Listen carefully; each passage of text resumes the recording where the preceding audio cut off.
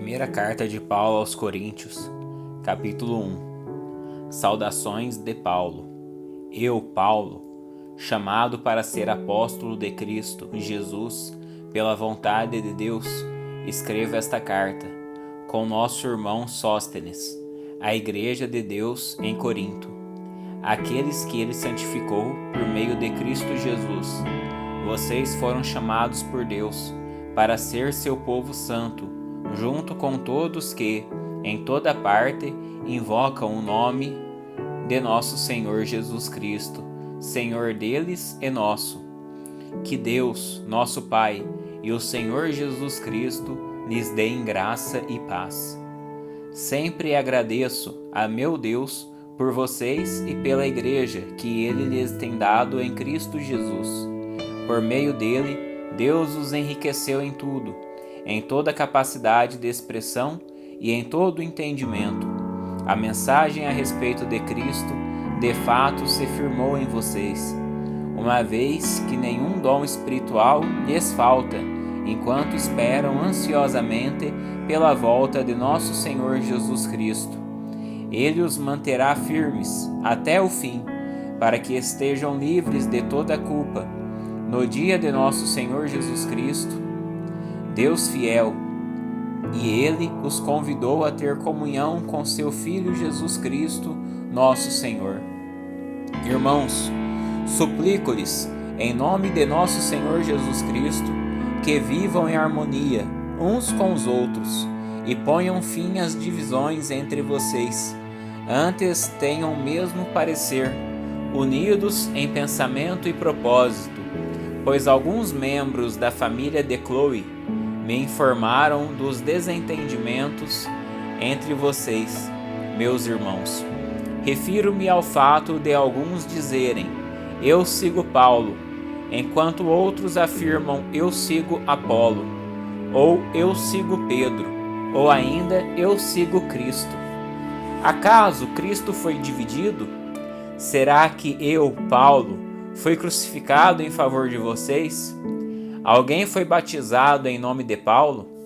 Graças a Deus, não batizei nenhum de vocês, exceto Crispo e Gaio, de modo que ninguém pode dizer que foi batizado em meu nome. Sim, também batizei a família de Estéfanas, mas não me lembro de ter batizado mais alguém, pois Cristo não me enviou para batizar, mas para anunciar as boas novas, e não com palavras de sabedoria humana, para que a cruz de Cristo não perca seu poder. A mensagem da cruz é loucura para os que se encaminham para a destruição, mas para nós que estamos sendo salvos, ela é o poder de Deus. Como dizem as Escrituras: destruirei a sabedoria dos sábios e rejeitarei a inteligência dos inteligentes. Diante disso, onde ficam os sábios, os eruditos e os argumentadores desta era? Deus fez a sabedoria deste mundo para parecer loucura, visto que Deus, em sua sabedoria, providenciou que o mundo não o conhecesse por meio da sabedoria humana. Usou a loucura de nossa pregação para salvar os que creem. Pois os judeus pedem sinais, e os gentios buscam sabedoria. Assim, quando pregamos que o Cristo foi crucificado, os judeus se ofendem, e os gentios dizem que é tolice. Mas para os que foram chamados para a salvação, tanto judeus como gentios, Cristo é o poder de Deus e a sabedoria de Deus.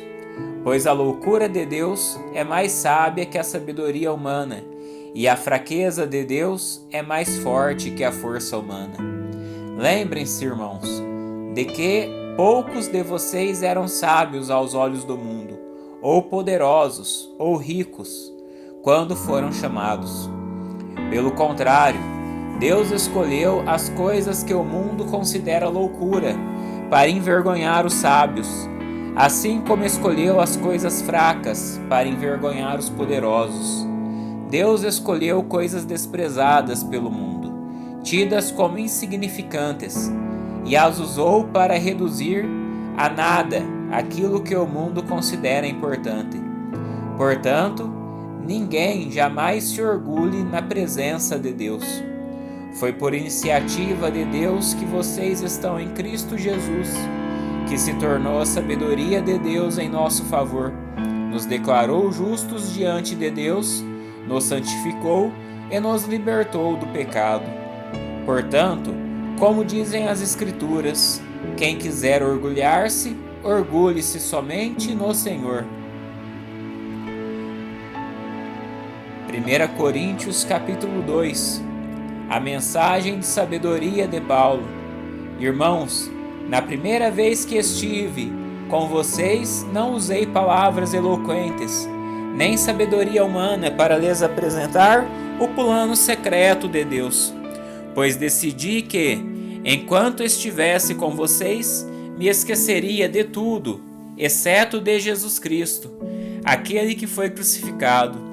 Fui até vocês em fraqueza, atemorizado e trêmulo. Minha mensagem e minha pregação foram muito simples.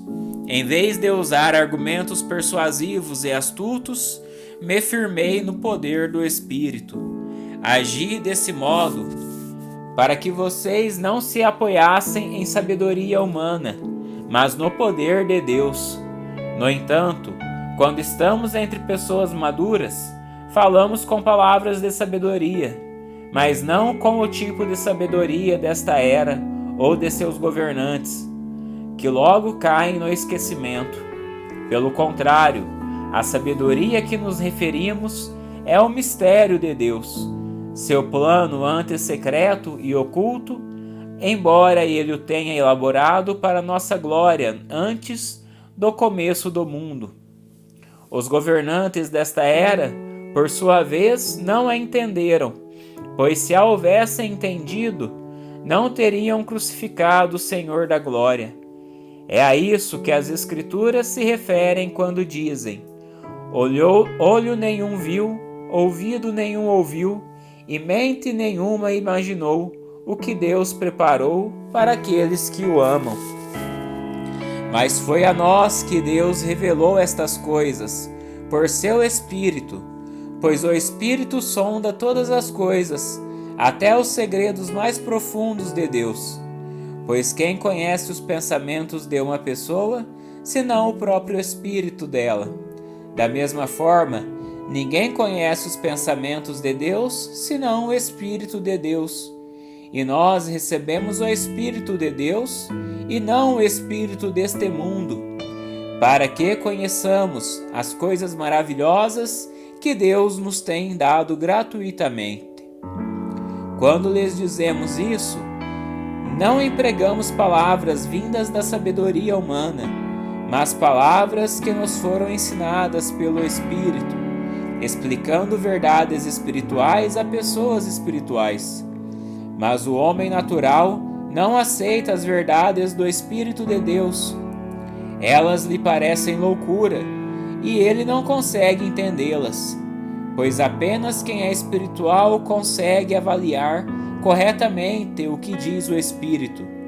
Quem é espiritual pode avaliar todas as coisas, mas ele próprio não pode ser avaliado por outros, pois quem conhece os pensamentos do Senhor, quem sabe o suficiente para instruí-lo? Mas nós temos a mente de Cristo. 1 Coríntios capítulo 3. Paulo e Apolo, servos de Cristo.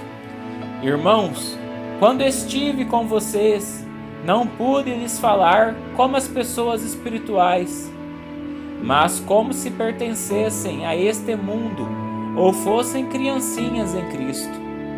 Tive de alimentá-los com leite e não com alimento sólido, pois não estavam aptos para recebê-lo, e ainda não estão, porque ainda são controlados por sua natureza humana. Têm ciúme uns dos outros, discutem e brigam entre si. Acaso isso não mostra que são controlados por sua natureza humana e que vivem como pessoas do mundo? Quando um de vocês diz: eu sigo Paulo, e outro diz: eu sigo Apolo, não estão agindo exatamente como as pessoas do mundo? Afinal, quem é Paulo? Quem é Apolo? Somos apenas servos de Deus por meio dos quais vocês vieram a crer. Cada um de nós fez o trabalho do qual o Senhor nos encarregou.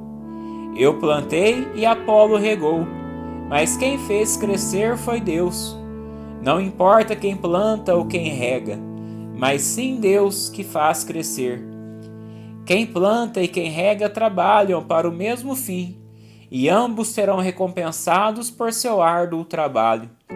Pois nós somos colaboradores de Deus e vocês são lavoura de Deus e edifício de Deus. Pela graça que me foi dada, lancei o alicerce como um construtor competente, e agora outros estão construindo sobre ele. Mas quem constrói sobre o alicerce precisa ter muito cuidado, pois ninguém pode lançar outro alicerce além daquele que já foi posto, isto é, Jesus Cristo. Aqueles que constroem sobre esse alicerce podem usar vários materiais: ouro, prata, pedras preciosas, madeira, feno ou palha. No dia do juízo, porém, o fogo revelará que tipo de obra cada construtor realizou, e o fogo mostrará se a obra tem algum valor. Se ela sobreviver, o construtor receberá recompensa. Se ela queimar, o construtor sofrerá grande prejuízo, mas será salvo como alguém que é resgatado do meio do fogo. Vocês não entendem que são o templo de Deus e que o Espírito de Deus habita em vocês? Deus destruirá quem destruir seu templo, pois o templo de Deus é santo, e vocês são esse templo. Que ninguém se engane. Se algum de vocês pensa que é sábio, conforme os padrões desta era, deve tornar-se louco, a fim de ser verdadeiramente sábio, pois a sabedoria deste mundo é loucura para Deus. Como dizem as Escrituras, ele apanha os sábios na armadilha da própria astúcia deles. E também, o Senhor conhece os pensamentos dos sábios, sabe que nada valem. Portanto, não se orgulhem de seguir líderes humanos, pois tudo lhes pertence. Paulo, Apolo ou Pedro, o mundo, a vida e a morte, o presente e o futuro, tudo é de vocês e vocês são de Cristo, e Cristo é de Deus.